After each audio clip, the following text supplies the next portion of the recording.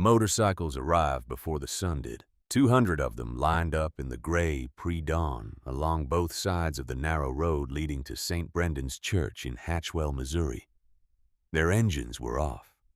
The riders stood beside their machines in complete silence, helmets held at their sides, facing the small brick church at the end of the road. The way men stand when they are in the presence of something that requires stillness.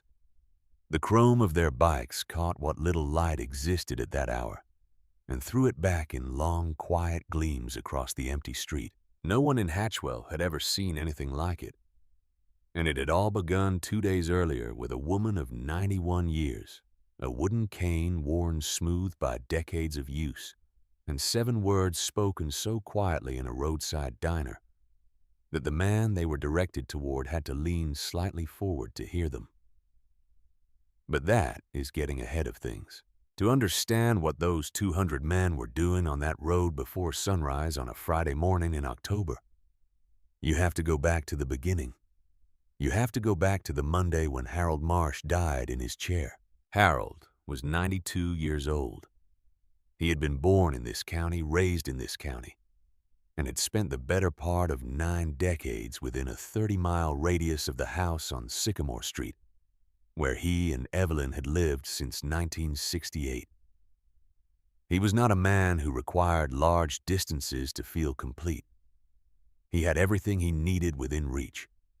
His workbench in the garage, his radio equipment, the kitchen where Evelyn made coffee every morning at 6 and left it on the burner until he came in from wherever he had been puttering. He fixed radios. That was the thing most people in Hatchwell knew about Harold Marsh, if they knew anything at all. Old radios, mostly the kind with wooden cases and fabric-covered speakers, and the warm amber glow of vacuum tubes behind the dial. People brought them to him from 2 counties over. Sometimes radios that had belonged to their grandparents, radios that no longer worked, but that no one could bring themselves to throw away. Harold would take them into his garage and spend weeks on them if necessary. And when he was done, the radios worked again, and the people who came to collect them often stood in the driveway with the repaired radio in their hands, looking at it the way you look at something you had feared was permanently lost. He never charged very much. Sometimes he charged nothing at all, depending on who was asking and what he could see in their face. He whistled while he worked. Old songs, mostly the kind from the 40s and 50s that had melodies simple enough to carry without thinking about them. Evelyn could always tell where he was in the house or the yard by the whistling. She had been hearing it for 68 years. And the silence it left behind when it stopped was the loudest thing she had ever experienced. He died on a Monday in October.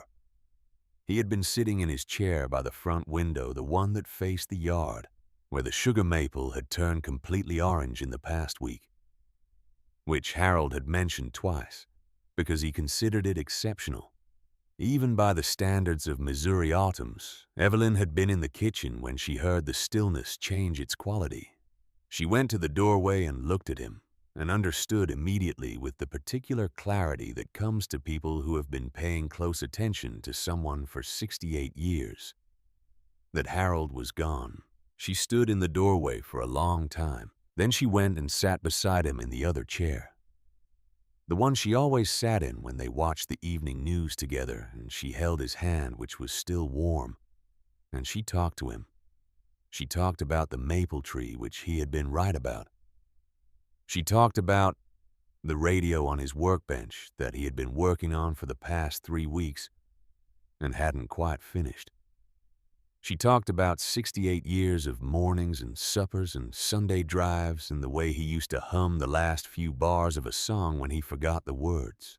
She talked until the ambulance came, which Norma Vick from next door had called without being asked because Norma was that kind of neighbor.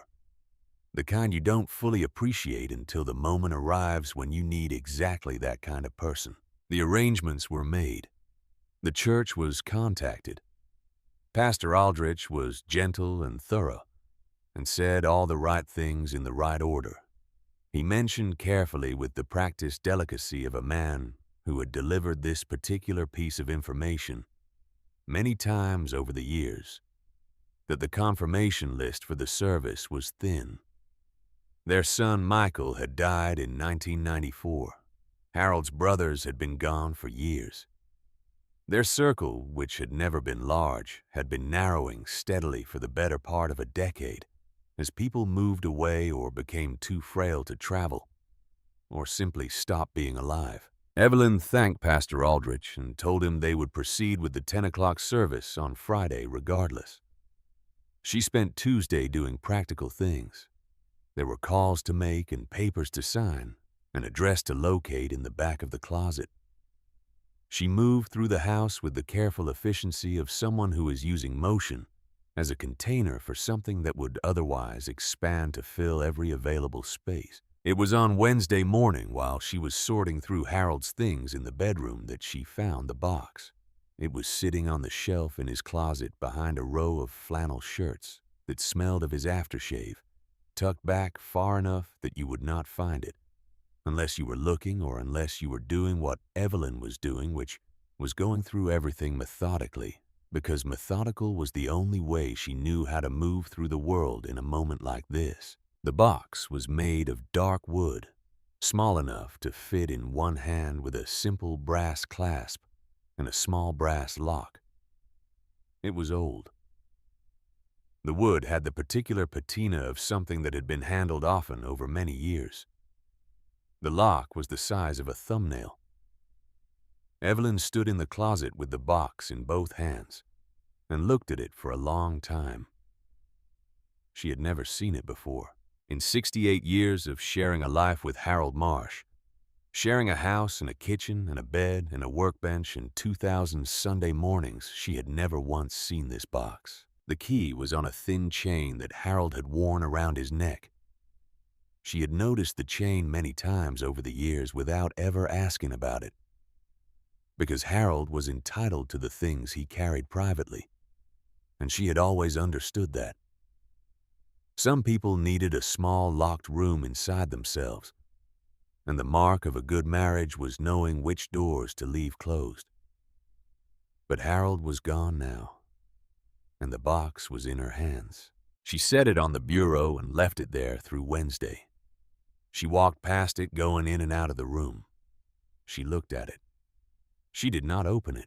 That evening, Norma Vick came by with a covered dish and stayed for an hour the way she always did when something needed sitting with. Norma was 78 and had lived next door for 31 years and knew Harold and Evelyn the way neighbors know each other, when the houses are close and the years are long. She had seen Harold in his garage at 6 in the morning. She had seen Evelyn in the garden at dusk. She had borrowed eggs and returned flour, and stood on the shared property line making conversation that lasted longer than intended, because neither of them had anywhere pressing to be. Evelyn showed her the box. She watched Norma's face when she did, and she saw it. The small change in the eyes, the slight setting of the jaw, the look of someone who has been holding on to a piece of information for a long time and has just been given both the necessity and the permission to let it go. Norma sat down at this kitchen table. She wrapped both hands around her coffee cup. She said that Harold had come to her some years back with a sealed envelope and a request. He had asked her to hold the envelope and, in the event that he died before Evelyn, to mail it the day after his death. He had given her the address written on the outside. He had not explained who the address belonged to. He had only said that the person it was going to would want to know. Evelyn asked if she had sent it. Norma said she had sent it on Tuesday morning, the day after Harold died. Evelyn looked at the box on the bureau down the hall. She asked if Norma knew what was in it. Norma said she did not. She said Harold had not told her anything beyond the instruction about the envelope. She said she had always trusted that Harold had his reasons and that his reasons were good ones, because in 31 years of living next door, she had never once seen evidence that Harold Marsh operated any other way. Evelyn looked at the table. She turned her coffee cup in her hands. She said he kept things, quiet things, things he did that he never talked about. Norma nodded. She said that some men were like that. She said it was not dishonesty. It was more like a particular form of modesty, the kind that doesn't want the good things it does to become stories about itself. Evelyn thought about the radio on his workbench that he hadn't finished. She thought about all the radios he had fixed over the years, all the people who had stood in the driveway holding something repaired. She thought about the ones he hadn't charged anything. She thought about how she had never actually known the full list of those because Harold hadn't kept a list. And if he had, he wouldn't have shown it to her. After Norma left, Evelyn went and sat in front of the box for a long while. She opened the clasp. She looked at the contents without touching them yet. A stack of letters bound with a rubber band that had grown brittle with age. A photograph, black and white, of a young man she did not recognize, maybe 25 years old, wearing what looked like work clothes rather than a uniform, standing in front of a building with his hands in his pockets and a squint against the sun. And a piece of paper folded once with an address written in Harold's handwriting, Fayetteville, Arkansas. A name above the address, Walt Greer. She took out only one letter. She unfolded it carefully, because the paper was old and had been folded and unfolded more than once. The date at the top said 1989. The handwriting was Harold's younger and slightly less careful than the handwriting she knew from his notes on the kitchen counter and his labels on the garage shelves, but unmistakably his. The letter began, Walt, I hope you are staying warm up there. I thought about you this week when I fixed a radio for a man who reminded me of you a little. Evelyn read the whole letter. Then she folded it and put it back and sat in the chair by the window in the bedroom, the one that faced the backyard, and let the dark come in around her while she thought about a man named Walt Greer in Fayetteville, Arkansas, and about a letter Norma had mailed on Tuesday, and about 68 years of mornings with a man she had thought she knew completely. Thursday came gray and cold. Evelyn dressed carefully.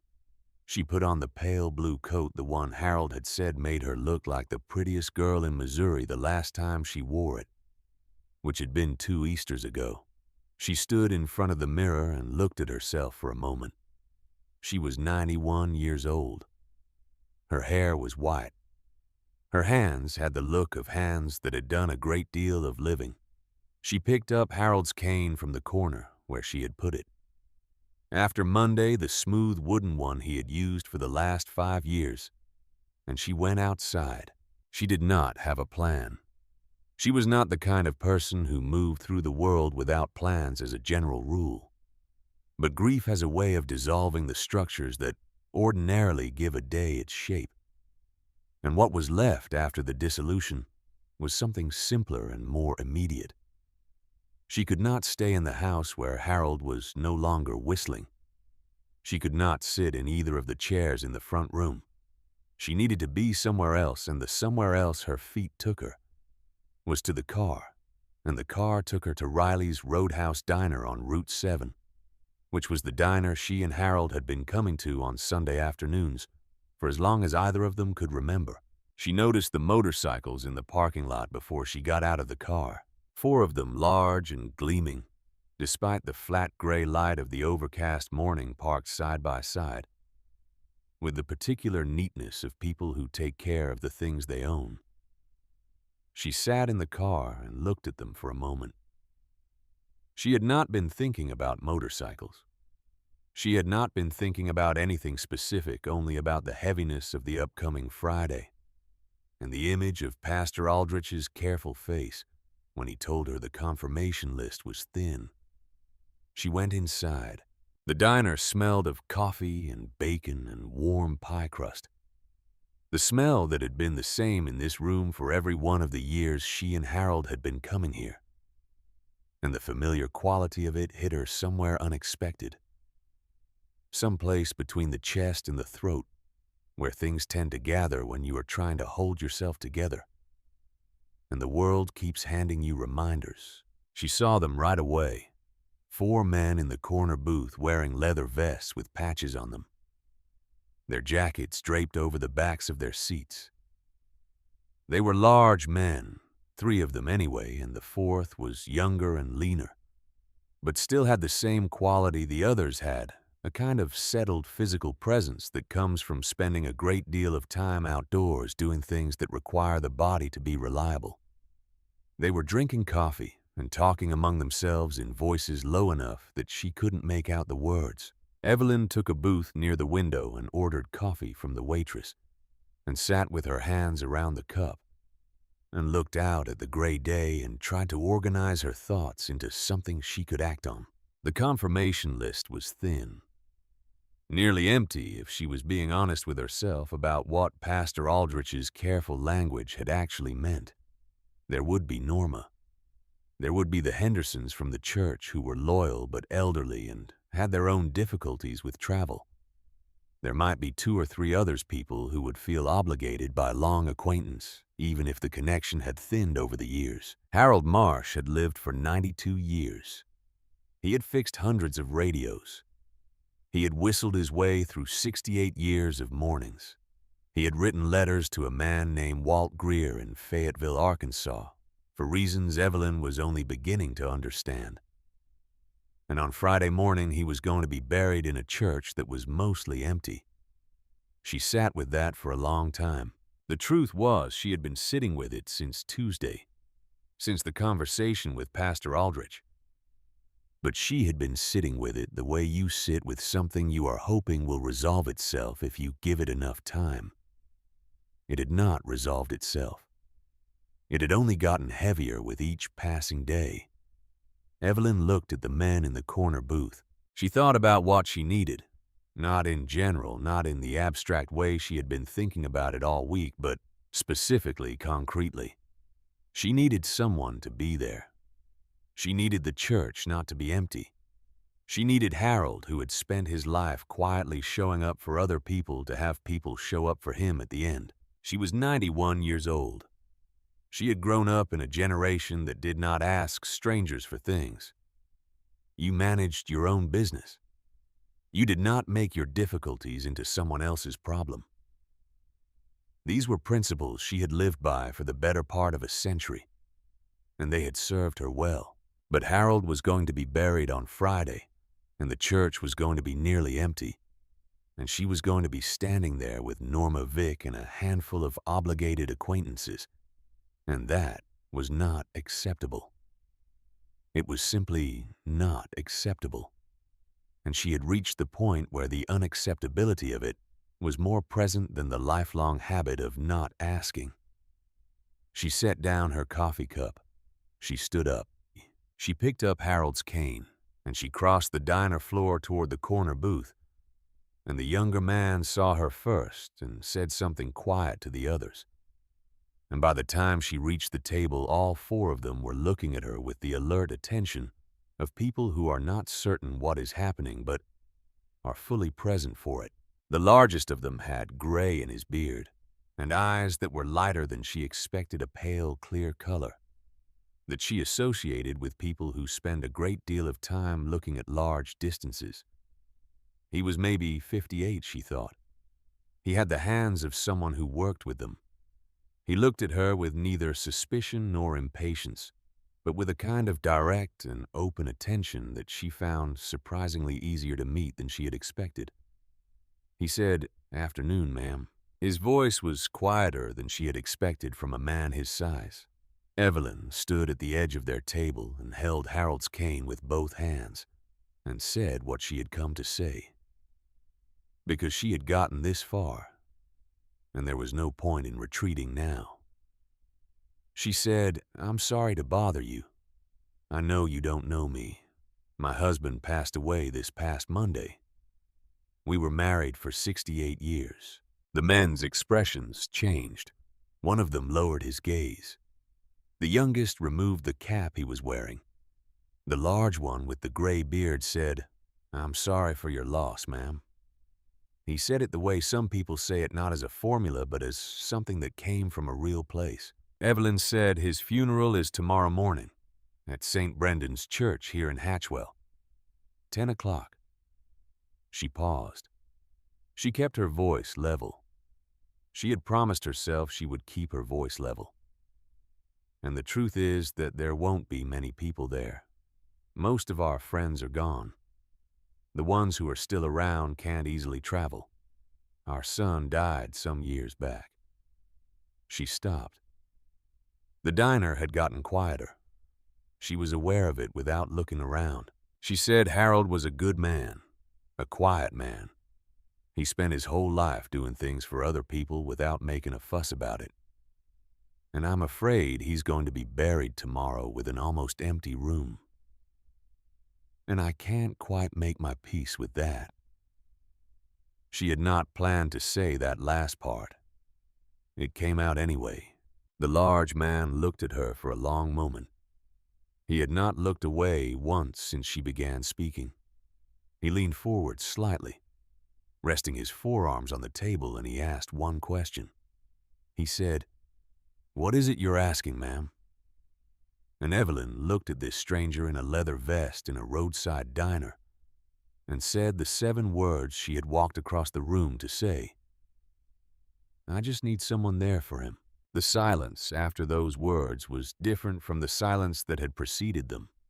It had weight and texture and something moving inside it. The man with the gray beard did not answer immediately. He looked at her, and she had the distinct impression that he was not merely looking at her face, but at the whole of what she was carrying, the whole of the week she had just been through, and the whole of the 68 years that stood behind it. He looked at her the way people look when they are not trying to formulate a response, but simply taking in what is in front of them. Then he stood up. He was considerably taller than she was and broader, but he stood in a way that managed somehow not to be overwhelming, the way very large men sometimes learn to stand when they have spent enough time around people smaller than themselves, and have developed an instinct for not making the room smaller by occupying it carelessly. He said, "What time did you say the service was?" Evelyn said, 10 in the morning. He nodded once. It was the kind of nod that has something definite behind it. Not the nod of someone agreeing to consider something, but the nod of someone who has already moved past consideration into the territory of intention. He said, "Ma'am, I think we can make sure your husband isn't alone tomorrow." His name was Dutch Calloway. She would learn that later. At that moment, he was simply the man in the corner booth who had stood up when she asked for something and whose face, when he made that promise, had in it the particular quality of someone who is not in the habit of saying things they don't mean. Evelyn thanked him. She thanked all 4 of them. The youngest, the one who had taken off his cap, said something quiet and kind that she received with a nod. Then she turned and walked back across the diner to her booth and finished her coffee and left. She was already in the parking lot when she heard the door of the diner open behind her. She glanced back. It was not one of the bikers. It was a man who had been sitting at the counter, a man in a uniform, brought across the shoulders with the particular walk of someone who carries authority as a physical habit. He did not look at her. He walked directly to his vehicle, a county sheriff's department truck, parked at the far end of the lot, got in and drove away. She did not think much about it at the time. She drove home. What she did not know was that the man who had left the diner just after her was Deputy Hank Grover of the Hatchwell County Sheriff's Department, and that he had been sitting at that counter long enough to hear every word of the conversation she'd had with the men in the corner booth. He had heard the 7 words. He had watched Dutch Calloway stand up. He had seen the nod. And in the parking lot before he started his truck, he had made a phone call. Hank Grover was 44 years old and had been with the county sheriff's department for 16 years. He was not a man of complex motivations. He was a man of fixed ones, which is sometimes worse. 10 years ago, his younger brother Eddie had been riding his motorcycle home from a night shift when a group of bikers from a club out of Springfield had run a red light and clipped Eddie's bike at 40 miles an hour. Eddie had survived, but had spent 8 months in rehabilitation and had never regained full use of his left hand. Grover had sat in that hospital for 8 months, watching his brother relearn how to hold a fork. He carried that hospital in him the way some men carry old injuries. It had calcified into a shape that covered more territory than the original wound the way these things do when they are not examined carefully. He did not think of himself as a man with a prejudice. He thought of himself as a man with experience. He called the county sheriff at 4:27 in the afternoon and reported that a large gathering of motorcycle club members was being planned for the following morning in Hatchwell, adjacent to St. Brendan's Church on Maple Road. He cited the county ordinance regarding public assemblies of more than 50 people on public roads without a permit. He said he had reason to believe the gathering would exceed that number significantly. He requested that the sheriff authorize a precautionary order restricting such assembly pending a proper permit review. The sheriff, who was a busy man and who trusted Grover's read on these things, signed the order. None of this reached Evelyn. She was home by 5 o'clock, sitting at the kitchen table with Harold's wooden box open in front of her. She had taken out the stack of letters and was reading them in order, starting from the earliest date, which was 1987. The first letter was short. Harold's handwriting was younger and had more speed in it than the handwriting she knew from their later years together. He wrote about the weather. He wrote about a radio he was working on that had a particularly stubborn oscillator problem. And near the end, almost as an afterthought in the easy, unguarded tone of someone writing to a person they have somehow already decided is worth talking to, he wrote, "I thought about what you said at the bus station, and I think you're right that it takes a long time to feel like yourself again after something like what you went through. But I also think you're capable of more than you're giving yourself credit for. Anyway, I'll write again next month." The bus station. Evelyn set the letter down. Kansas City, 1987. Harold had gone to Kansas City in the fall of that year to pick up parts for a radio restoration project, a trip she remembered because he had come back with a collection of capacitors and a deep satisfaction about having found exactly what he needed at a shop in the River Market District. He had been gone 2 nights. He had not mentioned meeting anyone at a bus station. She picked up the next letter. It was from 3 months later. It was warmer in tone, more natural the way letters get when the correspondence has established its own rhythm. Harold wrote about the winter, about ice on the driveway, about a neighbor's dog he had been feeding when the neighbor was in the hospital. And in the middle of the letter, nested between ordinary things as if it were also ordinary, "I'm glad to hear you found the room. The town sounds quieter than you expected, which I think is probably what you need right now. Don't worry about writing back quickly. I write because I want to, not because I'm keeping score." Evelyn sat back in her chair. "I write because I want to, not because I'm keeping score." That was Harold.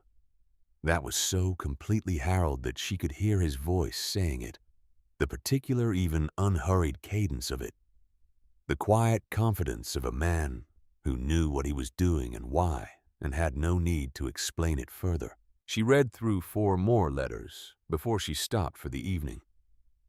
She needed to eat something and she needed to sleep, or at least to lie down, because tomorrow was Friday and Friday required her to be as whole as she could manage. What she had learned from those 4 letters was this: Walt Greer had been a man in trouble when Harold found him. The nature of the trouble was only implied, never stated directly, but it was clear enough between the lines. He had been at the Kansas City bus station with nowhere to go, and Harold had sat down beside him, which was such an entirely Harold thing to do that Evelyn felt the familiarity of it like a small pain in her chest. Harold had given him his address and told him that if he ever needed a place to land, he was welcome to come. Walt had apparently never come, but Harold had written to him anyway, month after month. The way he apparently wrote to everyone he considered worth writing to, without requiring anything in return. She did not yet know who Walt Greer was beyond this. She did not know where he had been between the bus station and Fayetteville or what he had been doing in the 36 years since Harold sat down beside him. She did not know if he was alive. She only knew that Norma had mailed an envelope to him on Tuesday. She put the letters back in the box and closed the clasp, but did not lock it. She went to bed. She lay in the dark of the room she and Harold had shared for 56 years, and she listened to the house, which was making the particular sounds that houses make when the person who has lived in them for a very long time is no longer there.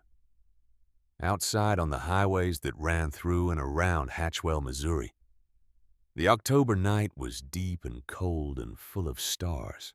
And on those highways, beginning with a single set of headlights and building through the dark hours into something that could be heard from miles away before it could be seen, the motorcycles were moving.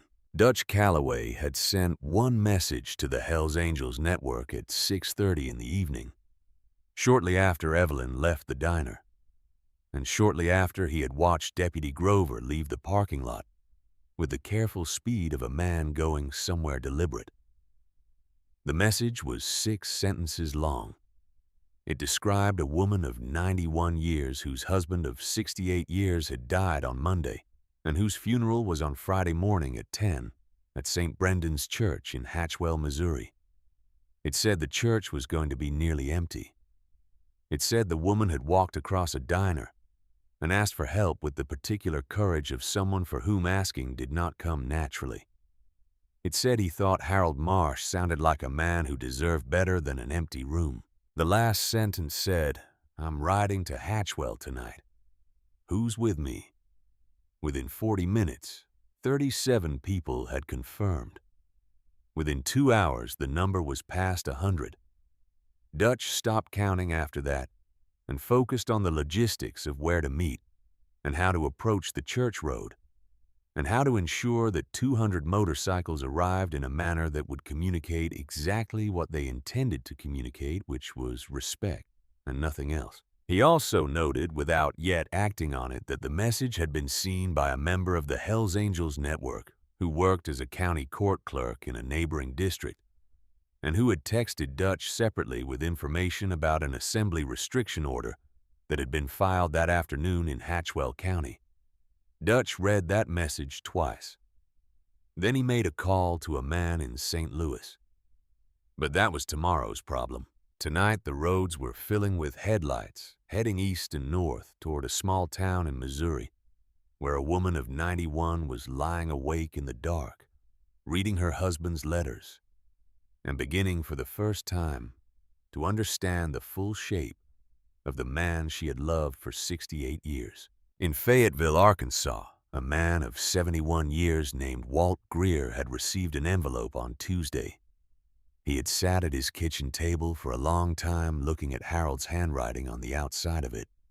Then he opened it and read what was inside, and when he finished reading, he sat in his chair until the sun went down without moving, and when the sun was completely gone, he went to his garage and looked at his motorcycle for a long while.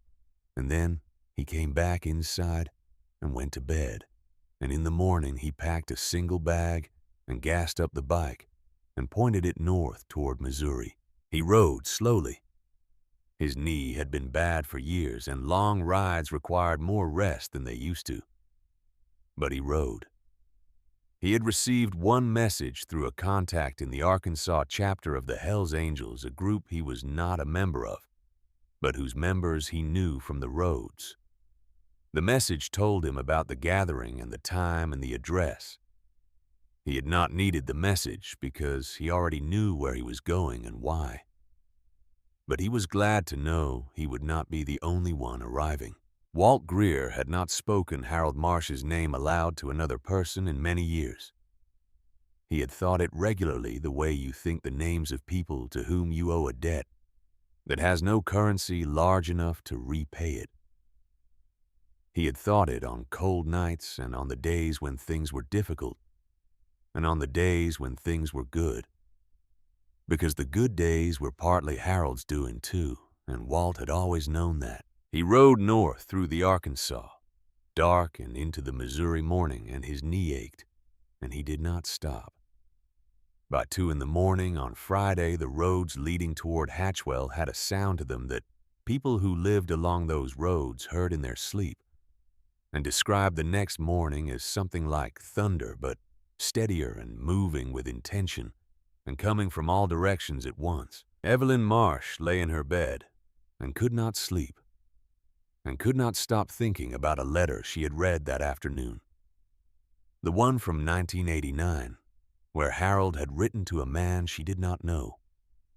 "I thought about you this week, when I fixed a radio for a man who reminded me of you a little." She lay there and thought about all the people Harold might have thought about.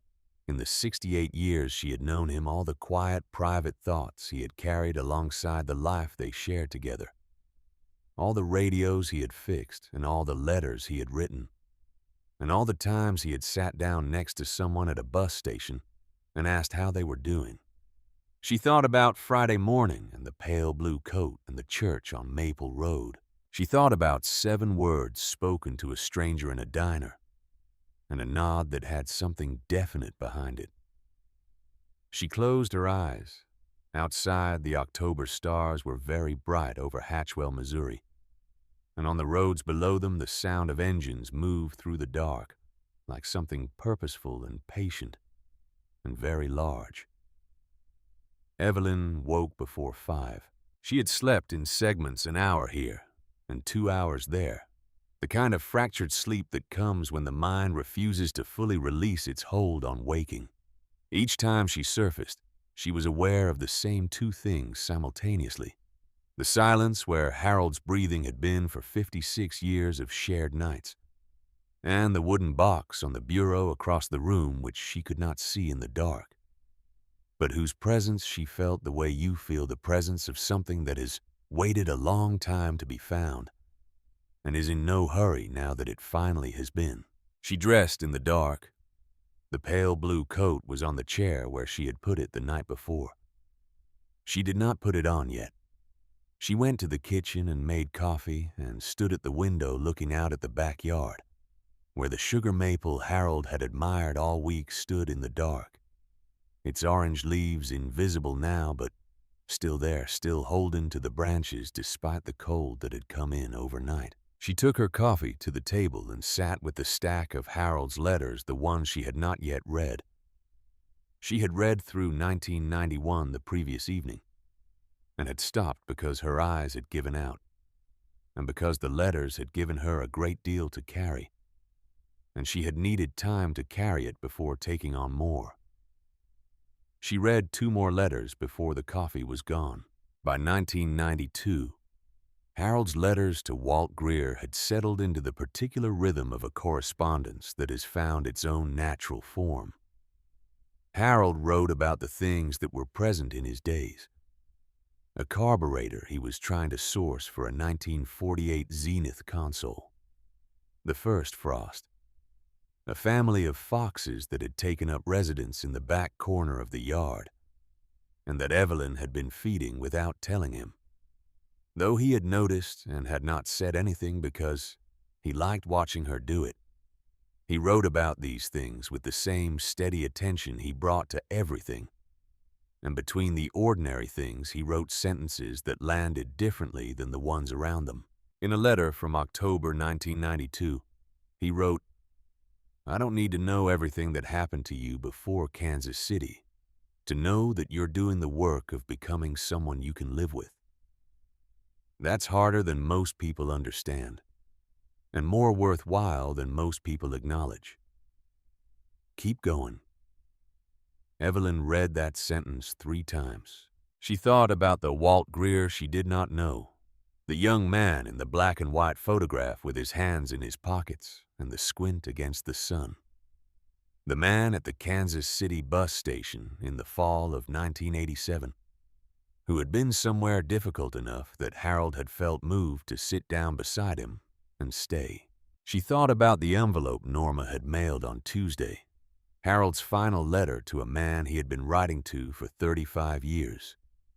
Prepared in advance, held by a neighbor, sent the morning after Harold died, so that the man would know, so that Walt Greer, wherever he was, would not find out the way strangers find out about the deaths of people who mattered to them, which is to say, by accident and too late.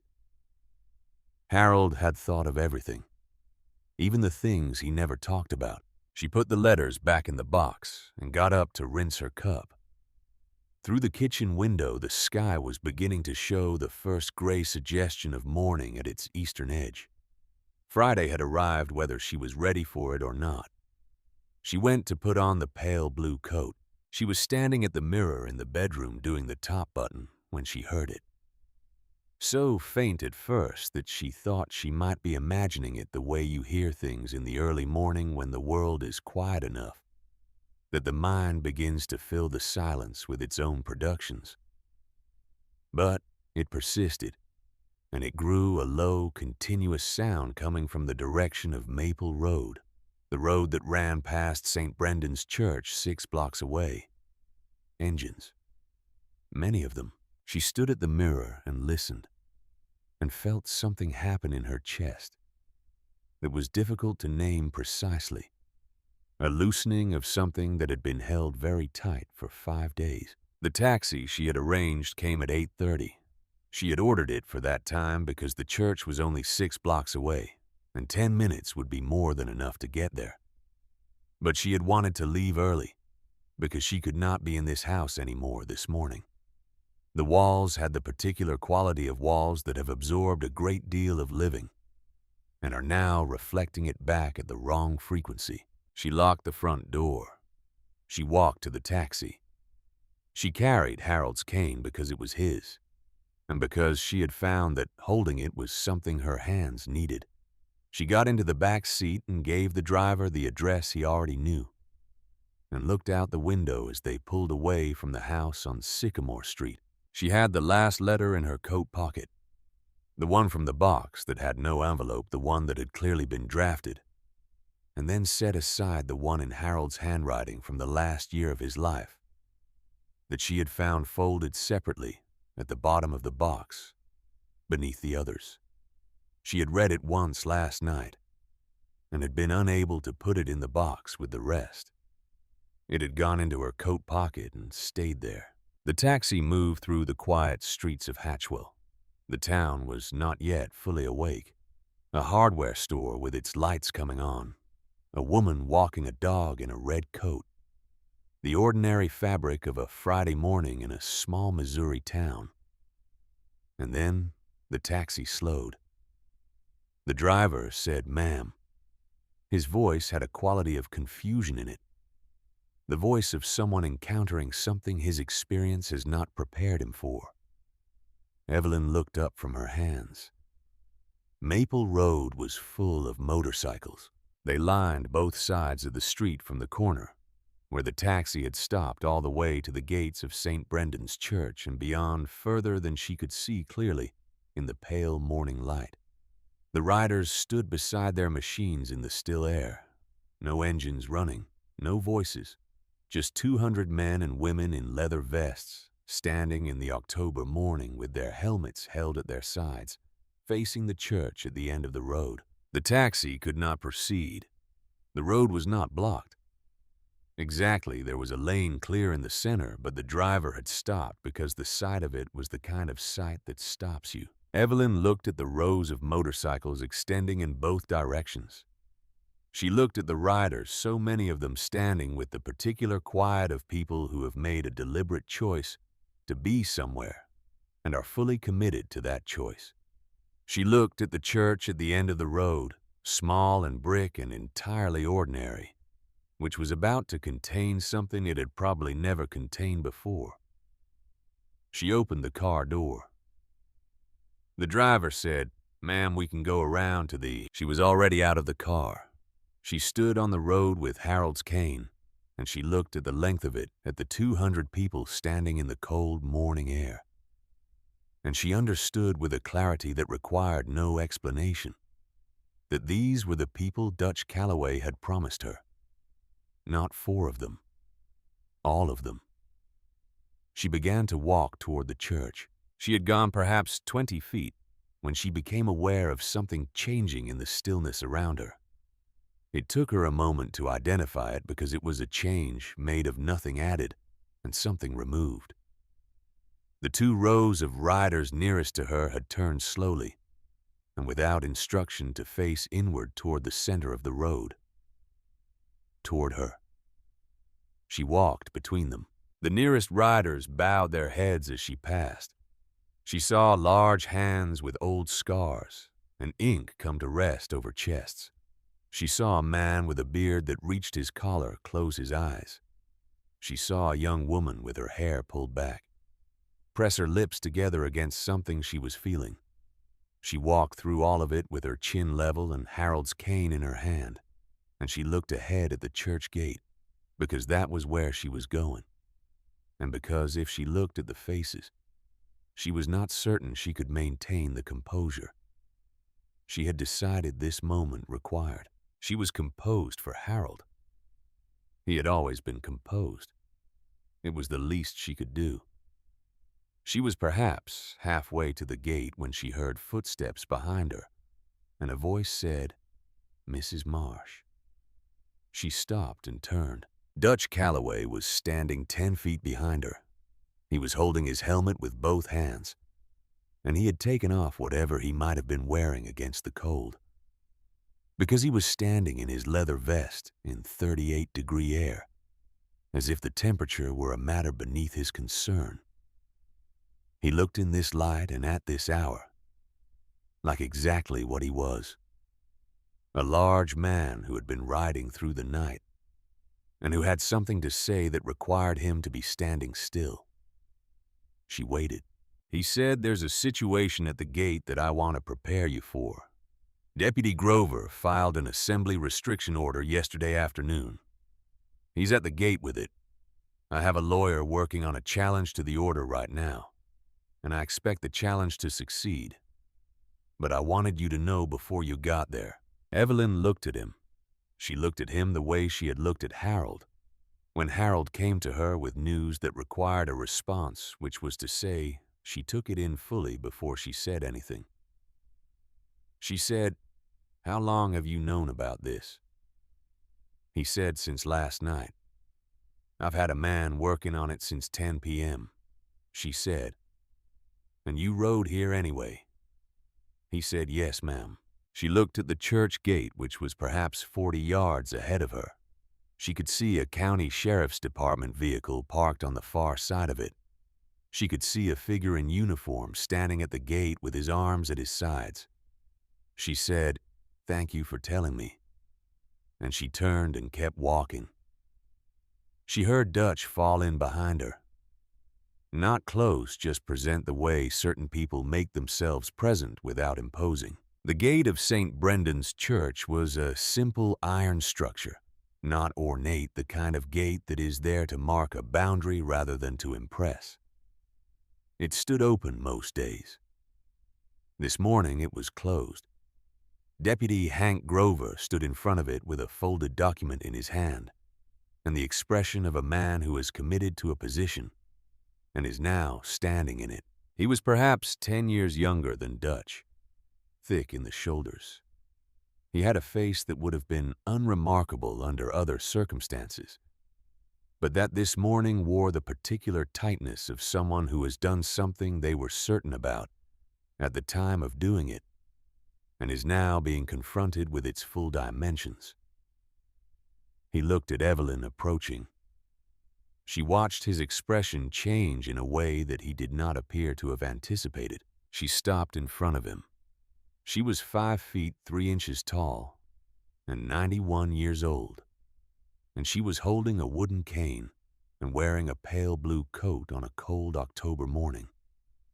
She looked up at him directly. She said, "I know what you have in your hand, Deputy." She said it without heat, without performance. She said it the way Harold might have said it, which was to say with the flat certainty of someone who has lived long enough to dispense with anything unnecessary. Grover said, "Ma'am, I have a lawful order here, restricting." She said, Harold Marsh was 92 years old. He lived in this town for most of those years. He fixed radios for people in 2 counties, and he never once asked for anything back. He is inside that building right now. He is going to be buried this morning, and these people drove through the night to be here for him. She paused. She said, "I am asking you to step aside, Hank." She had not planned to use his first name. It came out because he was a person, and she was a person, and they were standing 6 feet apart on a cold morning at the gate of a church, and the formality of surnames felt false. Grover's jaw worked slightly. He looked at the document in his hand. He looked at the 200 people standing in the road behind Evelyn, silent, not pressing forward, simply there. He did not step aside. But he did not say anything else either. The gate of St. Brendan's church opened from the inside. Pastor Aldrich had been watching from the church steps. He was a lean man in his 60s with white hair, and a minister's instinct for the moment when a situation requires a body to move into it. He came down the path from the church to the gate with his coat over his vestments, and he opened the gate from the inside, and he stood in the opening, and he looked at Deputy Grover. He said, "This is the property of St. Brendan's Church, Hank. I'm the pastor of record, and I'm extending an invitation to everyone present. The assembly ordinance doesn't apply on private church property, and you know that." Grover stood very still. Pastor Aldrich said Harold Marsh came to this church for 40 years. He fixed the sound system in the fellowship hall twice and never charged us a dime. He deserves a proper service, and I intend to give him one. Now please let these people through. A long moment passed. Grover looked at the document in his hand. He looked at Evelyn. He looked at the rows of riders standing in the road. He looked at something past all of them, something that was not visible in the physical scene, something interior that Evelyn could see him wrestling with in the way that a person's face sometimes becomes briefly transparent to what is happening behind it. He stepped back. He stepped to the side of the gate and stood there, with the folded document at his side and his eyes on the middle distance, and he did not say anything else. Evelyn walked through the gate. Behind her, the sound of footsteps on asphalt began. Many footsteps.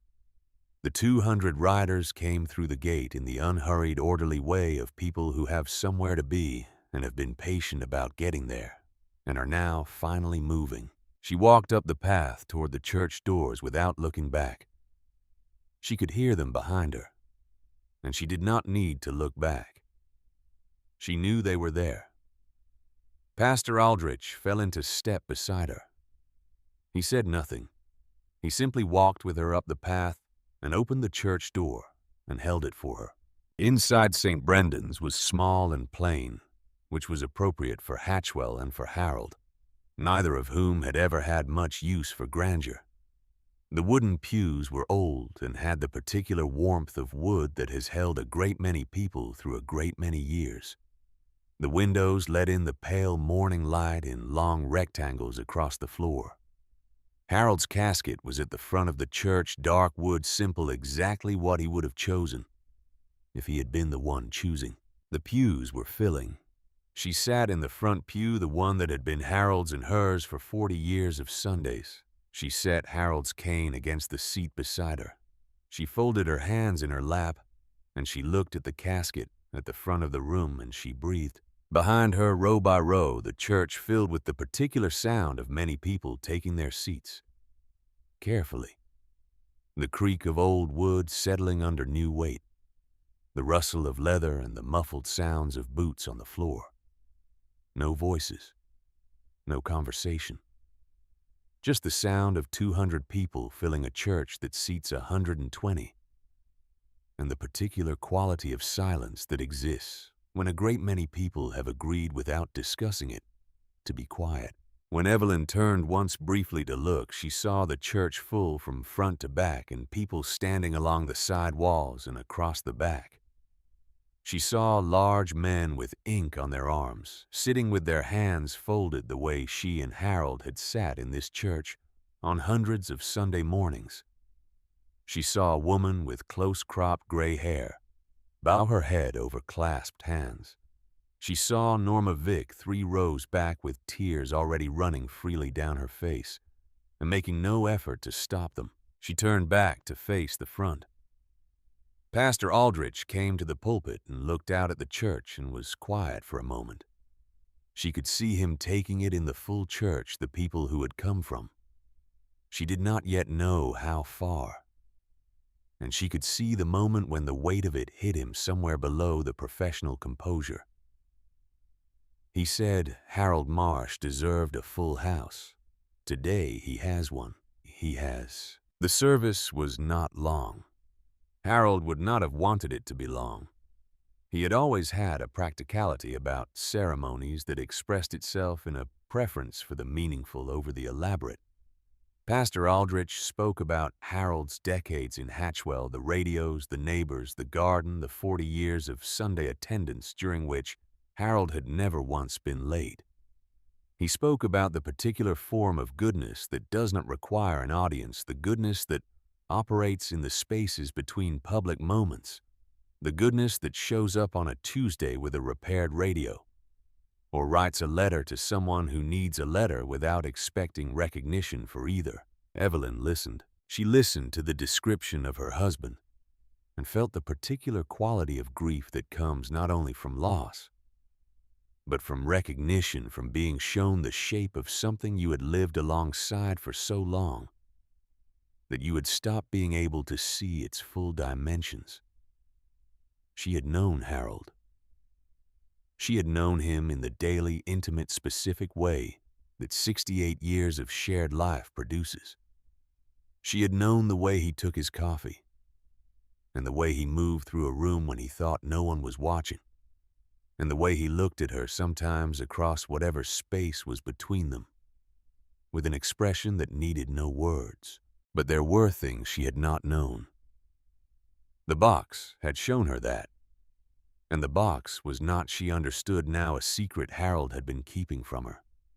It was a room in himself that he had kept private, not out of concealment, but out of the particular modesty that had always been his nature. He did not want credit. He did not want the things he did to become stories about himself. He only wanted to do them. I write because I want to, not because I'm keeping score. Pastor Aldrich asked if anyone wished to speak. The church was very quiet. Then, from the last pew on the right side, a man stood up. He was not tall. He was lean in the way of men who have been lean their whole lives and whose leanness has become more pronounced with age. He was 71 years old, and his hair had gone entirely white, and he walked with a noticeable limp when he came out of the pew and moved toward the aisle, a limp that had the look of something long established, something the body had learned to navigate around over many years. He was wearing a leather vest over a dark shirt. The vest had a small patch on it that Evelyn did not recognize. He held his helmet in one hand. He walked slowly up the center aisle and he stopped in the open space before the pulpit, and he turned to face the room. His eyes found Evelyn's. He held her gaze for a moment. Then he looked out at the assembled church, and he began to speak. His name was Walt Greer. He said it simply with no preamble, as if the name was sufficient identification, as if there was no particular reason it should mean anything to most of the people in the room, and one very specific reason it should mean something to the woman in the front pew. He said, "I met Harold Marsh on a Thursday afternoon in the fall of 1987 at the Kansas City bus station. I was sitting on a bench with a duffel bag and nowhere to go. He was buying a cup of coffee from a vending machine, and he sat down next to me, not in the next seat, right next to me. He paused. He said I need to be honest about where I was at that point. I had come out of a 3-year sentence for something I am not proud of. I had come out of it with exactly what I went in with, which was nothing. No job, no prospects, no one waiting. I had made choices that had cost me the things that people rely on. I was sitting in that bus station, and I was not thinking about the future, because I could not see any particular reason to think about it. The church was completely still. He said Harold Marsh sat down next to me and asked how I was doing, not in the way that people ask that question when they don't want an answer. In the way that means they're going to wait and listen. I don't know why I told him as much as I did. I don't know why he stayed as long as he did. But he missed the bus he had been intending to catch. And before he left to catch the next one, he wrote his address on the back of a receipt. And he said, "If you need a place to land, I have a wife who cooks better than anyone in Missouri, and a garage that always needs an extra set of hands." He stopped. He looked at Evelyn. He said, "I never went. I don't know exactly why. Probably a combination of pride and shame, and not quite believing that the offer was real. Because at that point in my life, I had encountered more offers that weren't real than offers that were. But 3 weeks later, I got a letter from Harold Marsh in my P.O. box. I'd given him that address out of some instinct I didn't fully understand. The letter said, "Walt, I hope you are staying warm up there. I thought about you this week." He paused again. He looked at the casket. He said I got a letter from him every month for 3 years. I wrote back when I could, which wasn't as often as I should have. The letters never asked anything of me. They never told me what I should be doing or how I should be living. They just told me what was happening in Harold Marsh's life, which was apparently radios and garden foxes and his wife's cooking, and the specific problems of sourcing parts for old equipment. Ordinary things. Completely ordinary things that he wrote about with the kind of attention that makes ordinary things feel like they matter. He put his free hand flat on his chest. He said, "I want to be very clear about something. I'm standing in this room today 71 years old because of those letters. I don't mean that poetically. I mean it factually. In the winter of 1988, I was in a bad place, worse than Kansas City. And I received a letter from Harold Marsh that talked about a fox kit he had found in the yard and nursed back to health with a dropper of warm milk every 3 hours. It was the most mundane letter I have ever received in my life. I read it 4 times, and I decided to wait one more day before doing what I had been thinking about doing." He let that land. He said the next day was easier. Not much, but a little. And Harold wrote again the following month. Evelyn's hands were pressed flat against her thighs. She was looking at Walt Greer, and she was thinking about a wooden box with a brass lock that she had never seen before Wednesday. She was thinking about 68 years of mornings with a man who whistled while he worked and never once said, "By the way, I am saving someone's life, one letter at a time." Walt Greer said I received a letter on Tuesday. It was in Harold's handwriting, and it had clearly been written some time ago and kept until it needed to be sent. My neighbor, a woman I have lived next to for 12 years and never had a significant conversation with, knocked on my door and handed me an envelope she said had arrived in the morning mail. She left before I finished reading it. He looked out at the assembled riders, the 200 people who had come from wherever they had come from to fill this church. He said, the letter said, "Walt, I don't know how much time I have left, but I want you to know that of all the things I have done in my life, writing to you is one I would not change for anything. You made it. And you made it on your own terms, which is the only way that counts. I hope you know that." He paused. Harold always ended his letters the same way. Every single one of them. He said, "Keep going." Walt Greer stood in the front of St. Brendan's Church with his helmet in his hand, and he looked at Evelyn for a moment, and then he looked at the casket. He said, "I rode 400 miles to say thank you to a man I will never be able to thank. I know that. But I wanted him to have a room full of people who knew what kind of man he was. I know I am not the only one here for that reason." He looked at Dutch Calloway in the third row. He said, "I know I am not the only one." Then he walked back to his pew and sat down. The church was quiet for a long time. Evelyn sat in the front pew and looked at her husband's casket and felt 68 years of mornings rearrange themselves slightly, the way a picture rearranges itself when you learn something new about what's in it. Not a different picture. The same picture with more of it visible now. She thought about the Fox kit. She thought about the dropper of warm milk every 3 hours. She thought about how she had found Harold out in the backyard at strange hours that winter, and he had said he was just looking at the stars. Which was true and also not the complete truth, but Harold had always been comfortable holding both things at once. She put her hand on the cane that was leaning against the seat beside her. The wood was smooth under her palm, worn to the exact shape of use. Harold had carried this cane for 5 years, and before that he had walked without one.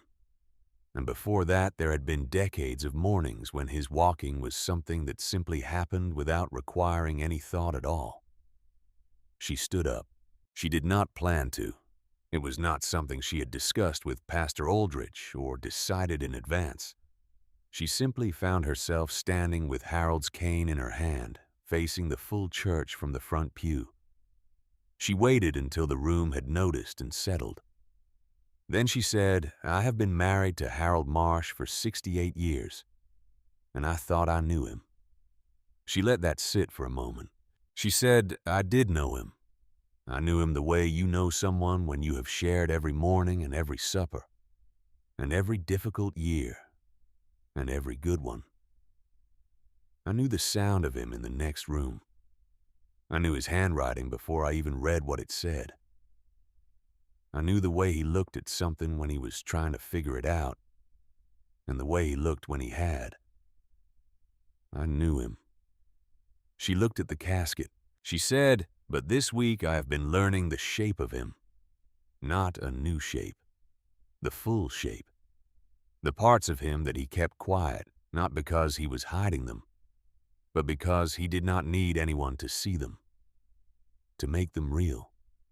Harold did not do things so that they would become stories. He did them because they needed doing, and he was the person available to do them. That was enough for him.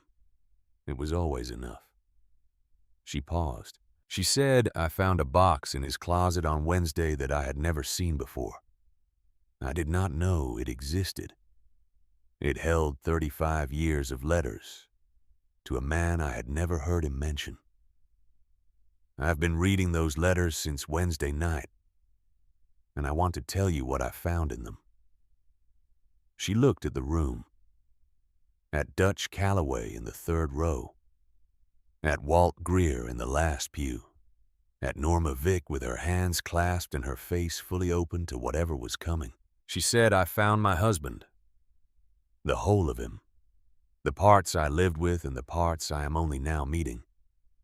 He was a good man. I knew that. But goodness is not a simple thing. It has dimensions that are easy to miss when you are living alongside it every day." She paused. "He never told me about the letters. He never told me about Walt or about Kansas City or about the Fox kid in the winter of 1988.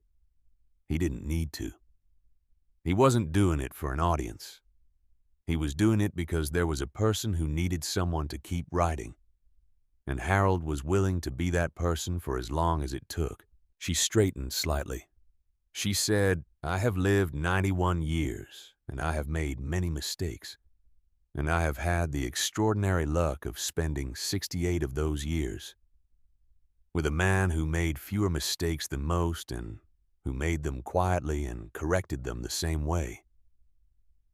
I'm going to miss him for however long I have left, but I am not afraid for him. A man who lived the way Harold lived does not go alone. That is not how it works. She sat down. The church was completely silent for a long moment. Then, from somewhere in the middle of the assembled riders, someone began to applaud. Not the rapid, automatic applause of performance, but the slow, deliberate applause of genuine response. The kind that starts from one pair of hands and is joined by another, and then another, until the whole room is part of it. It moved through St. Brendan's church like something the building had been waiting to contain, rolling from the back pews to the front and filling the plain wooden space entirely. Evelyn looked at Harold's casket. She thought he would have been embarrassed by the applause. She thought he would have looked at his hands and shaken his head slightly, in the way he did when attention was directed at him that he felt he had not earned. She thought he would have glanced at her from the corner of his eye, with the expression that meant he was trying not to be moved by something and was not fully succeeding. She thought of all the things she still knew about him. Outside St. Brendan's church in the cold October morning, Deputy Hank Grover stood beside his vehicle on the far side of the iron gate. He could hear the applause from inside the church, muffled by the brick walls, but unmistakable in its quality and the specific weight and intention of it. He had the assembly restriction order in his hand. He had been holding it since he arrived. He folded it in half, and then in half again, and put it in his shirt pocket. He stood for a while longer, looking at the church. Then he looked at the rows of motorcycles lining Maple Road, 200 of them in the pale morning light, chrome and leather, and the particular presence of machines that have covered serious distance. He heard footsteps on the path behind him and turned. Walt Greer was coming through the gate. He walked slowly because of the limp each step, deliberate. He came through the gate and stopped a few feet from Grover and looked at him. The two men stood in the cold air and looked at each other. Neither of them had anything in their expression that required translation. Walt Greer said I was a man that people wanted to keep outside too, for a long time. He paused. The only reason I'm not still that man is because Harold Marsh sat down next to me when he didn't have to. Grover looked at the folded order in his shirt pocket. He looked at the church. He looked at Walt Greer, 71 years old, who had ridden 400 miles with a bad knee, to say thank you to a man who was no longer there to hear it. He did not say anything, but he moved slowly toward the gate, and he went through it, and he walked up the path to the church, and he went inside, and he found a seat in the very last pew in the corner, where he sat down alone and looked toward the front of the church where Harold Marsh's casket stood in the pale light coming through the old windows. He sat there with his hands on his knees, and he was very still. Outside Maple Road waited with its 200 motorcycles, patient and silent in the October morning, and somewhere above Hatchwell, the sky had begun to clear the gray cloud cover, pulling back from the east to let in a blue that had the particular sharp clarity of autumn, the kind of blue that only exists when the summer is completely gone and the cold has come in to stay. The service ended the way Harold would have wanted it to end, quietly, without excess. Pastor Aldrich said a final prayer that was short enough to mean what it said, and long enough to say it properly. And then he stood aside and let the silence do what silence does when it is given room, which is to hold the things that words cannot quite reach. The casket was carried out by 6 men. Dutch Calloway was one of them. He had not been asked. He had simply come forward when the time came and taken his position at the front left corner and stood ready. And no one present found anything remarkable about this. because by that point the line between the people who had known Harold Marsh for 40 years and the people who had driven through the night to be here for him had blurred into something that felt less like a distinction and more like a single continuous thing. Evelyn walked behind the casket through the church doors and out into the October morning. The air hit her face cold and clean, the particular cold of a Missouri October that has made its intentions clear and is no longer softening itself for anyone. The sky that had been gray and overcast when she arrived had broken open, while she was inside the cloud cover pulling east and back to reveal a blue of such clarity and depth that she stood on the church steps for a moment and simply looked at it before anything else. Below that sky, Maple Road was still lined with 200 motorcycles, and the riders who had filed into the church and filled it were now filing back out and returning to their positions beside their machines, moving with the same quiet purposefulness they had shown all morning. She watched them go. She watched 200 people take their places in the cold air, without being asked and without instruction, and without any apparent need for either. The grave was in the small cemetery attached to St. Brendan's, 20 yards from the church doors, which was another thing Harold would have approved of. He had always liked the idea that the living and the dead in this place remained in proximity to each other. He had said so once years ago in a way that had struck Evelyn at the time as more philosophical than his usual register, though in retrospect she understood it had simply been Harold being. Harold thinking about things at their full depth without necessarily needing to discuss that depth at length. She walked to the grave.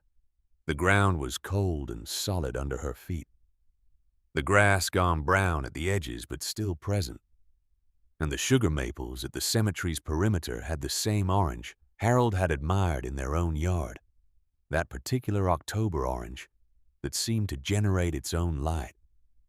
She stood at the edge of the grave and looked at it, and thought about 68 years of mornings ending here in this ground, in this town, under this sky. It was a good place to end. The riders had formed a loose perimeter around the gravesite, not crowding, giving the ceremony its space, while remaining present, which was the thing they had come to do, and which they did without requiring instruction, because it was simply obvious what was needed, and they were people who responded to what was obvious and needed. Pastor Aldrich spoke the words that are spoken over graves. He spoke them with care, and without rushing, giving each one its weight. The wind moved through the maple trees at the perimeter, and the leaves came down in ones and twos, orange and red, turning in the air. Evelyn stood at the edge of the grave with Harold's cane in both hands, and she listened to the words, and she looked at the casket, and she thought about the Fox kid. She thought about the dropper of warm milk every 3 hours.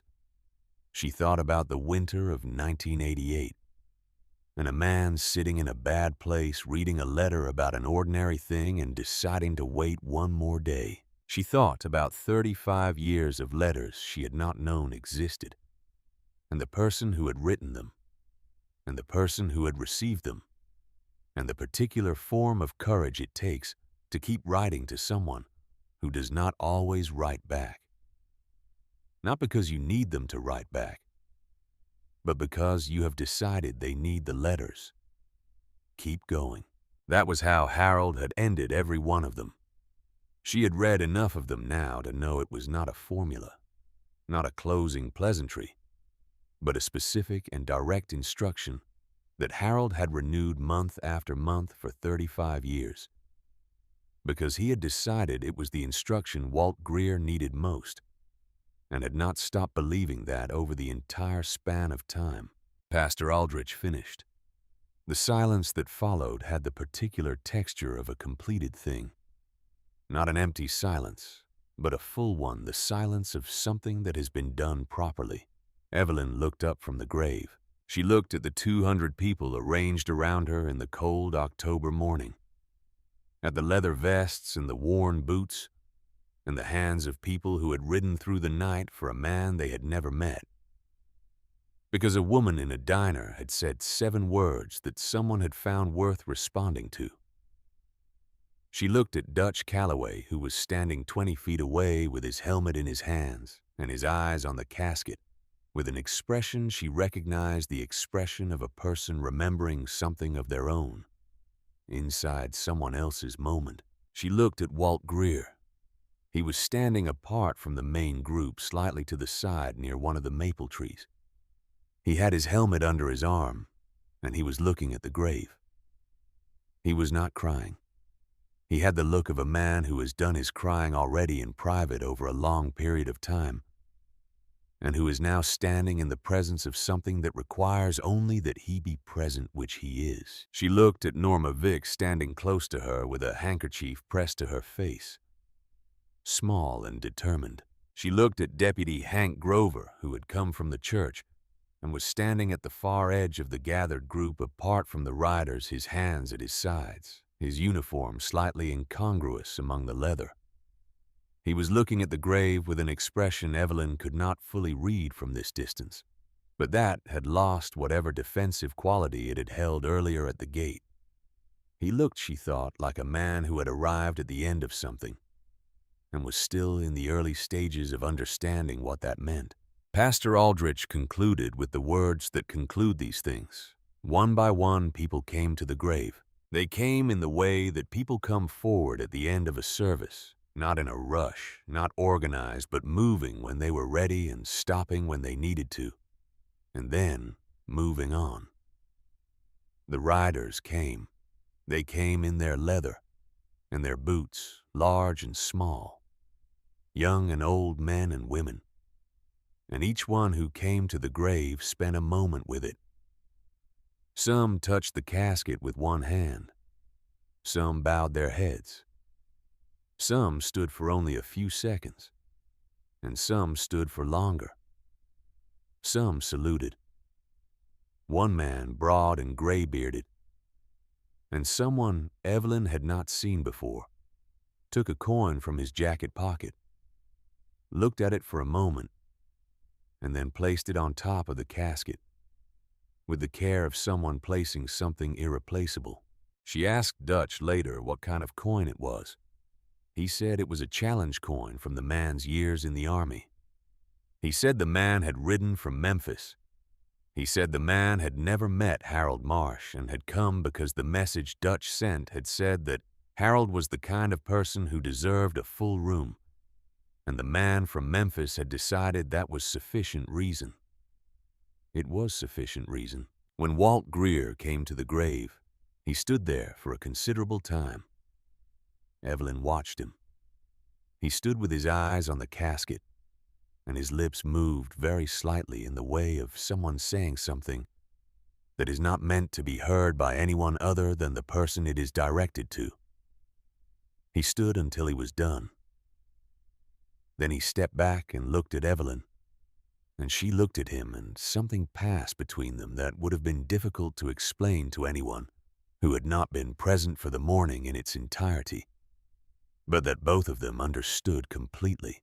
When the last person had come and gone from the grave, Evelyn went herself. She went last.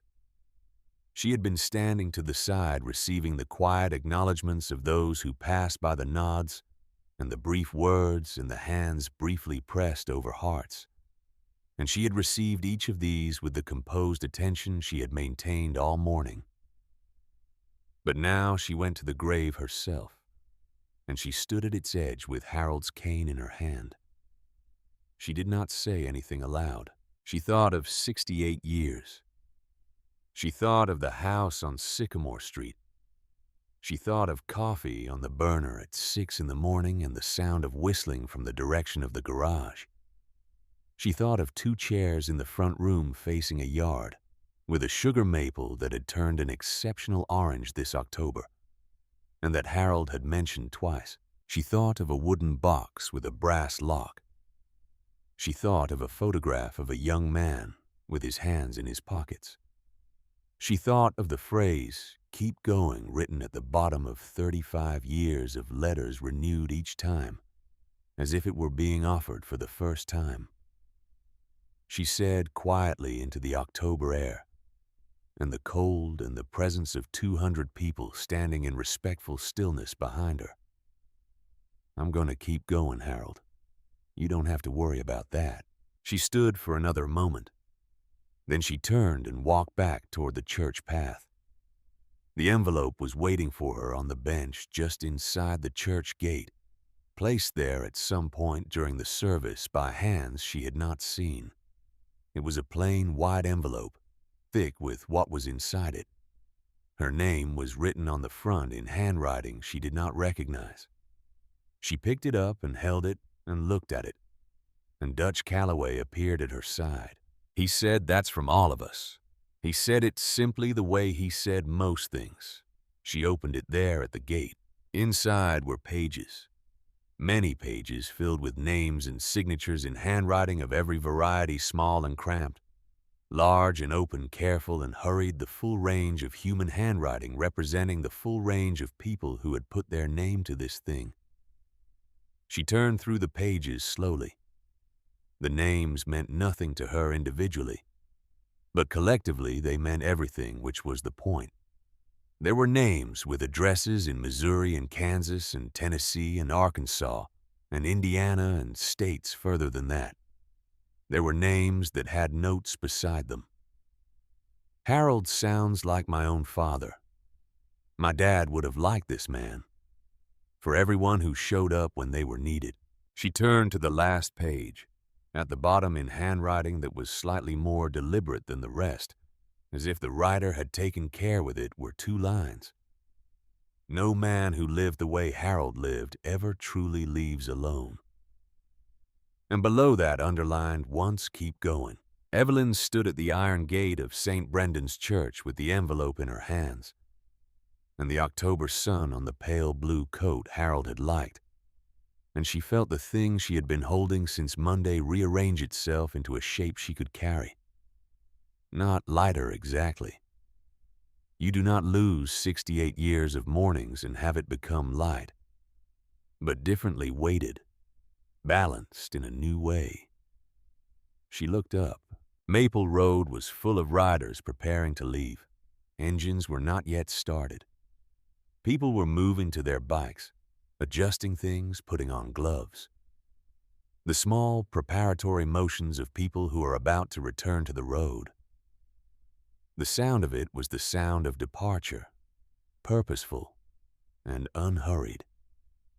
She watched. Norma came to stand beside her without saying anything, which was exactly right. The engines began. Not all at once.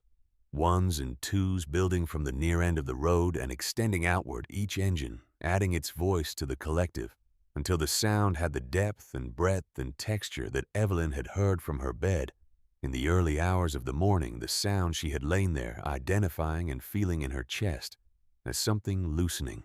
It filled Maple Road, and it filled the cold air over Hatchwell, and it vibrated in the windows of the houses along the street where people had come to their porches and their front steps to watch, drawn out by the sound. The way people are drawn out by anything of sufficient magnitude. She could see them from where she stood. A man in a flannel shirt with a coffee cup. A woman with 2 children holding onto her coat. An older couple standing side by side on their front porch, looking at the road with expressions that were not afraid and not hostile, but simply witnessing the expressions of people watching something they did not expect and do not fully understand, but can feel the weight of regardless. The column of bikes began to move. They moved the way a river moves when it has found its direction, with the ease of mass that has somewhere to go and is finally going there. They moved past the gate of St. Brendan's and past the bench where Evelyn had opened the envelope and past the iron fence and down Maple Road toward the intersection where they would disperse to whatever highways carried them back to wherever they had come from. As they passed the gate, they slowed slightly, each rider just enough to mark the passing of the place, rather than moving through it without acknowledgement. Some raised a hand. Some nodded. One man, young with close-cropped dark hair, looked directly at Evelyn as he passed and pressed his fist briefly to his chest. She held his gaze until he was past. It took a long time for 200 motorcycles to leave. She stood there for all of it. She stood there with Norma beside her, and Harold's cane in her hand, and the envelope of names against her chest. And she watched every single one of them go.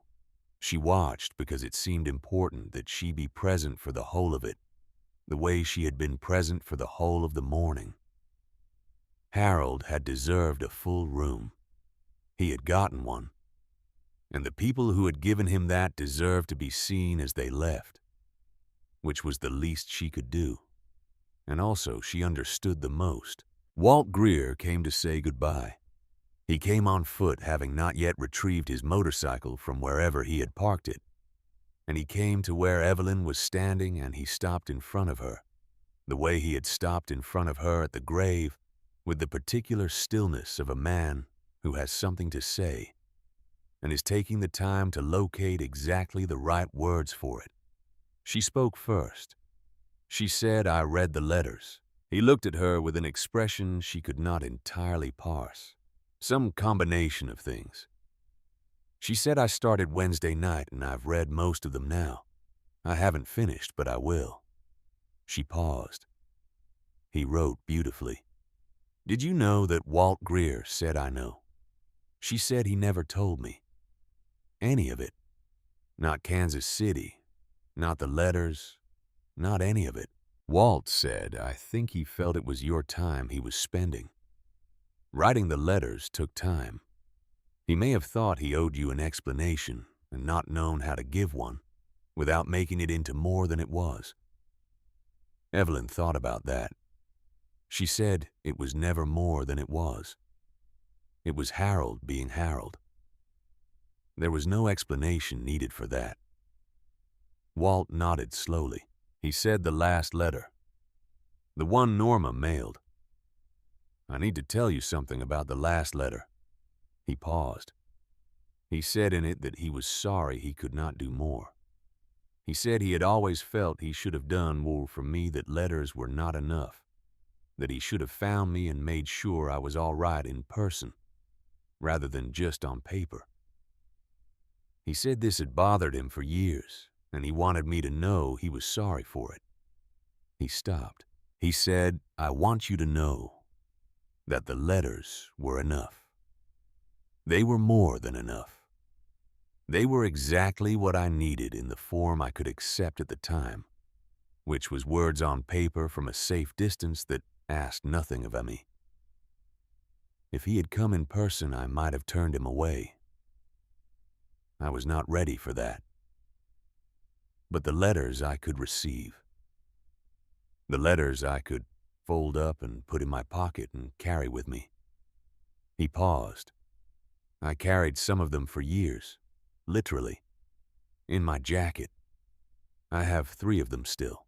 Evelyn looked at this man she had never met before today. This man who was 71 years old and walked with a limp, and had ridden 400 miles on a motorcycle to say thank you to someone who was no longer there. She said, "He would be glad you came." Walt said, "I know." He was always glad when people showed up. He thought showing up was the most important thing a person could do, in any situation. Just be there. He looked at the road where the last of the motorcycles were disappearing around the corner. He said, "I think all these people understood that." She said, "I think he would have been mortified by all of this, in the best possible way." Walt Greer smiled. It changed his face considerably. She could see in that smile some remnant of the young man in the black and white photograph, the one with his hands in his pockets, squinting against the sun. He said he would have found something to fix. He would have asked if any of their bikes needed looking at. Evelyn laughed. It was a small laugh, and it surprised her the way laughter sometimes surprises you when it arrives at an unexpected angle in the middle of grief. But it was real, and it felt right, and she let it be what it was. She said, "That is entirely true." They stood for a moment in the comfortable silence of two people who have just shared something large and have arrived at a place on the other side of it where the air is different. Walt Greer said, "I'm going to go home and write down everything I remember about those letters. Every story he told. I want it written down while I still have all of it." He looked at Evelyn. "Would that be all right with you if I wrote about him?" She said, "Harold would tell you that you don't need his permission or mine to write what's true." Walt nodded. He said, "That sounds like him." He held out his hand. She took it in both of hers and held it for a moment, the hand of a man her husband had saved without ever quite framing it that way, without ever once requiring that the saving be acknowledged or recognized or repaid. Then she let it go. He walked away toward his motorcycle, and she watched him go. This stranger, who was not a stranger, this part of Harold she had not known until Wednesday. This proof of the full shape of the man she had loved. Dutch Calloway came last. He came when nearly everyone else had gone, when the road was quiet again, and the sound of the engines had faded to something she could feel more than hear, a low residual vibration in the October air that would take some time yet to fully dissipate. He came and stood before her with his helmet in his hands, and he looked at her with those pale, clear eyes that had seen a great deal of distance. She said, "You made a promise in a diner." He said, "Yes, ma'am." She said, "You more than kept it." He said, "Harold Marsh deserved it. And you deserve to know that people would come. Sometimes people need to know that before they can let something go properly." She thought about that. She said, "Can I ask you something?" He said, "Yes." She said, "Why did you stand up? In the diner? Right away like that without thinking?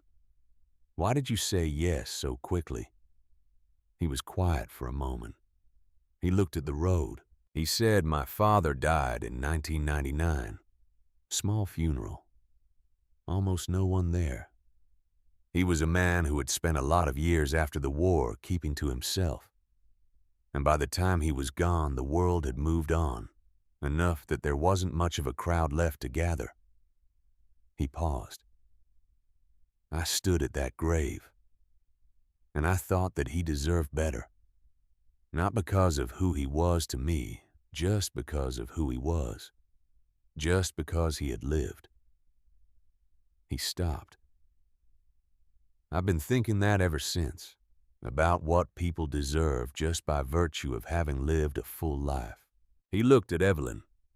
He said, "When you walked up to that booth and said what you said, I wasn't thinking about any of that. But it was all in there somewhere. It's always in there." She looked at this man who had organized 200 people across multiple states based on a 6-sentence message because a woman in a diner had said 7 words. She said, "Harold would have liked you."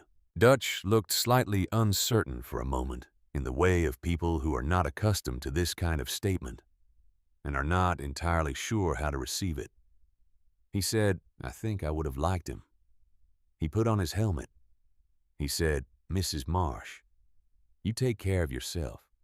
She said, "I intend to." He nodded once with the same quality of nod she had seen in the diner on Thursday, the kind that has something definite behind it.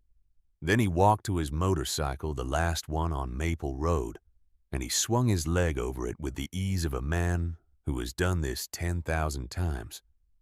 And he started the engine. The sound of it was singular now, one engine rather than 200. And that singularity made it sound different. Larger somehow. More specific. Like the difference between a choir and a single voice that you can actually hear. He pulled out onto Maple Road. He paused at the gate of St. Brendan's, which was still open, the iron gate that Deputy Grover had been standing in front of this morning with a folded document and a position he had been committed to. He paused and he looked back at Evelyn. She raised her hand. He raised his. Then he rode down Maple Road and around the corner and was gone. and the sound of the engine faded with him growing smaller and thinner, until it was indistinguishable from the general ambient silence of a Friday morning in Hatchwell.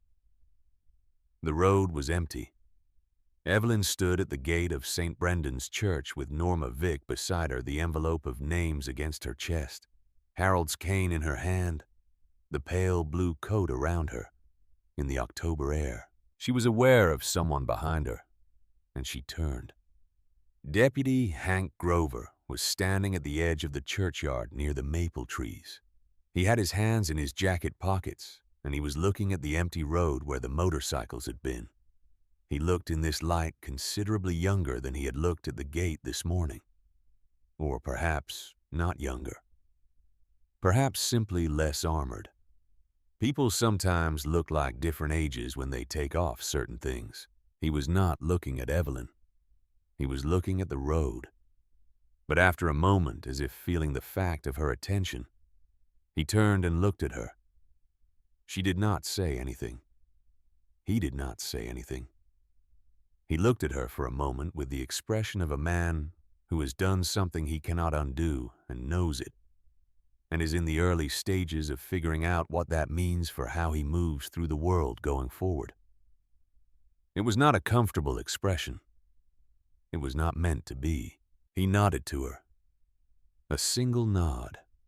Not the decisive nod of someone communicating certainty, but the smaller, more tentative nod of someone communicating acknowledgement. An accounting. She returned it. He walked to his vehicle, got in, and drove away. Norma said, "Well." Evelyn said, "Yes." Norma said, "I have a pot roast in the slow cooker." Evelyn looked at her.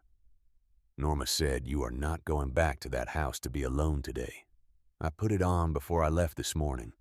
It'll be ready by noon." Evelyn thought about the house on Sycamore Street. She thought about the 2 chairs in the front room, and the radio on the workbench that Harold hadn't finished, and the wooden box with the brass lock on the bureau. She thought about all the things that would need doing in the weeks ahead, the ongoing work of absence, and about the fact that she had 9 letters still unread. She said, "That's very kind, Norma." Norma took her arm.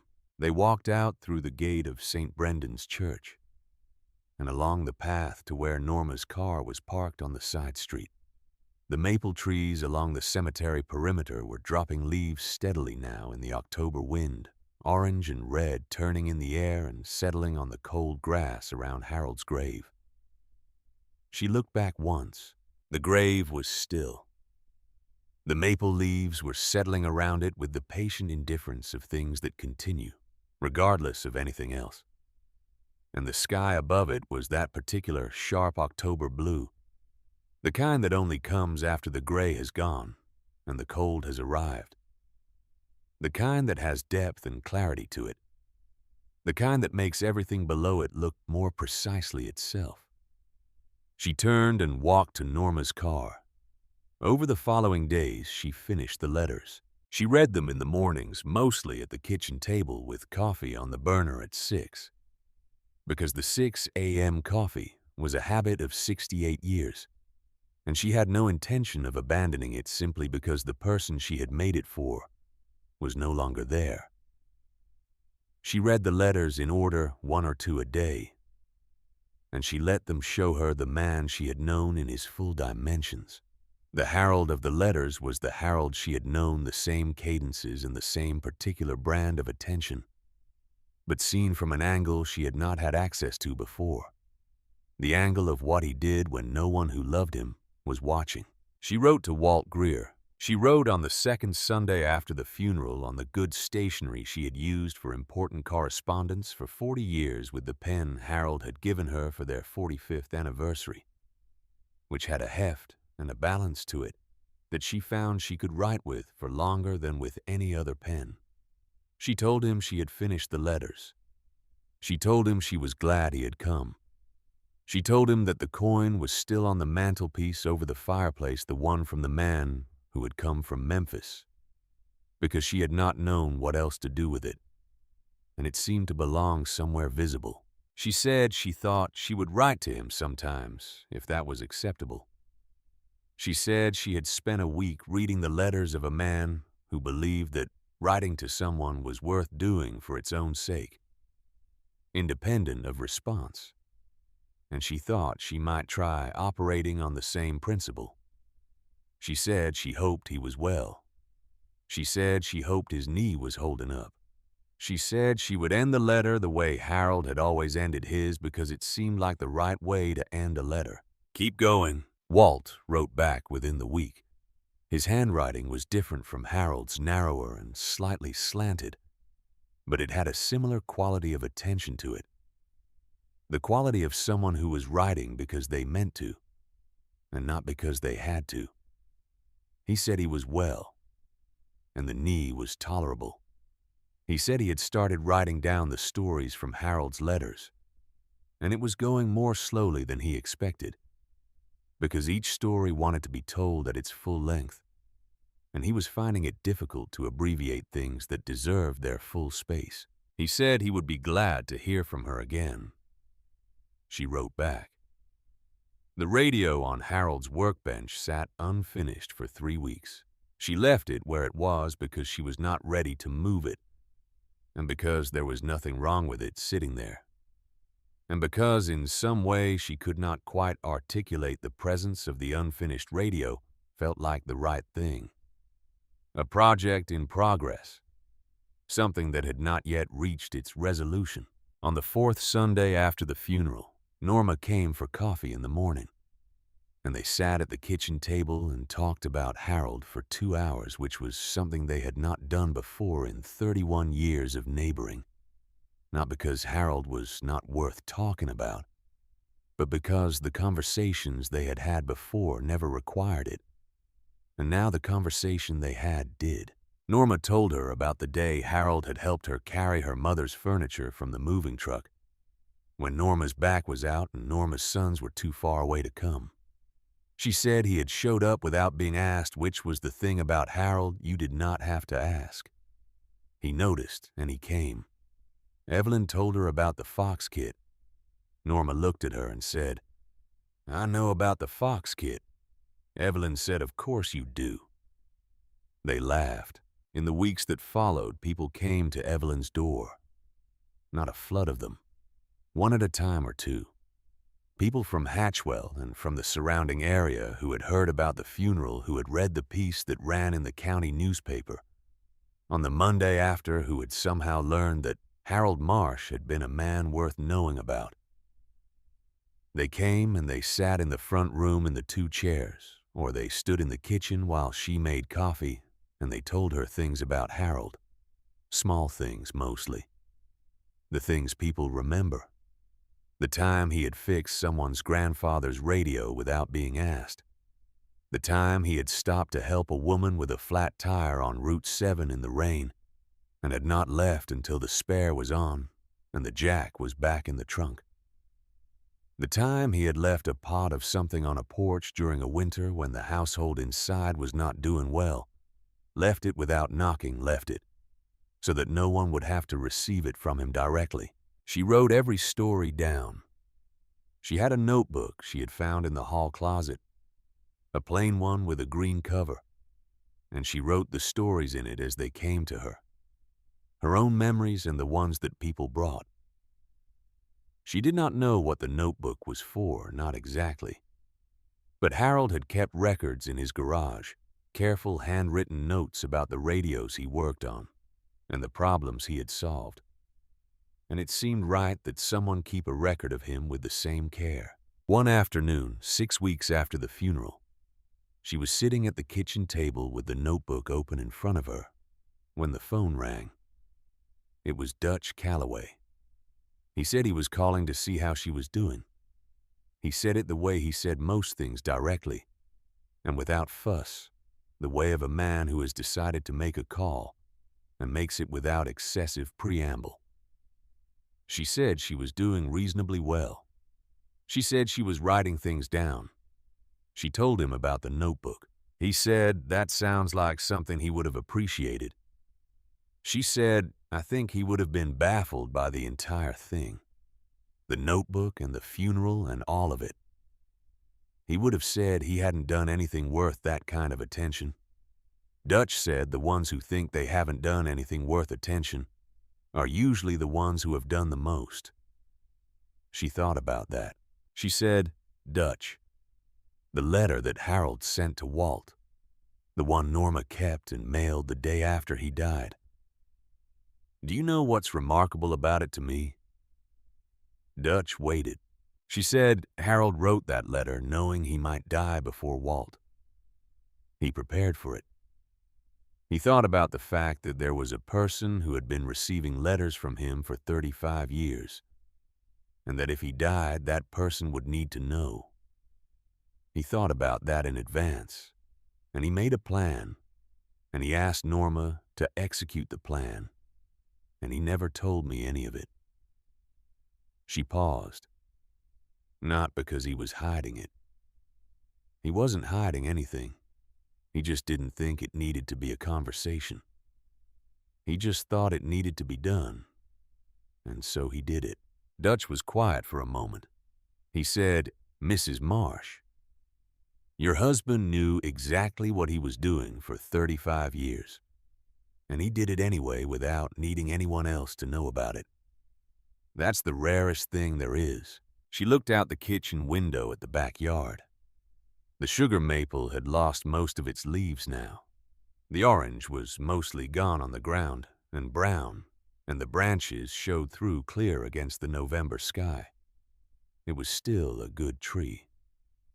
You could see its full structure now, the branching pattern the way it had grown.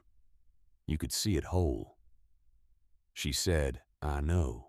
She said goodbye to Dutch, and she sat at the table with the green notebook in front of her. And outside the window, the bare maple stood against the November sky, and the house was quiet. In the way that houses are quiet when they have absorbed a great deal, and are now simply holding it. She opened the notebook to a fresh page. She picked up the pen with the heft and the balance that Harold had given her for their 45th anniversary. She wrote at the top of the page in her own handwriting, things Harold did that he never talked about. Then she thought for a moment, and below that she wrote a number. She wrote 1. Fox Kit. Winter of 1988. Warm milk every 3 hours. She thought for another moment. She could feel the shape of what she was doing, the size of the project ahead of her. All the things people had told her, and all the things in the letters, and all the things she had known for 68 years, and never needed to examine because they were simply the air of her life, the constant given. There was a great deal to write. She would need more than one notebook. She began. Outside, the November wind moved through the bare branches of the maple tree, and the last of the orange leaves lifted from the ground and turned once in the cold air, before settling again, and Hatchwell, Missouri went about its Friday afternoon in the way of small towns everywhere, which is to say it continued as it always had, one ordinary moment following another, the ordinary moments adding up to something that, viewed from the right distance and with the right attention, turned out to be not ordinary at all.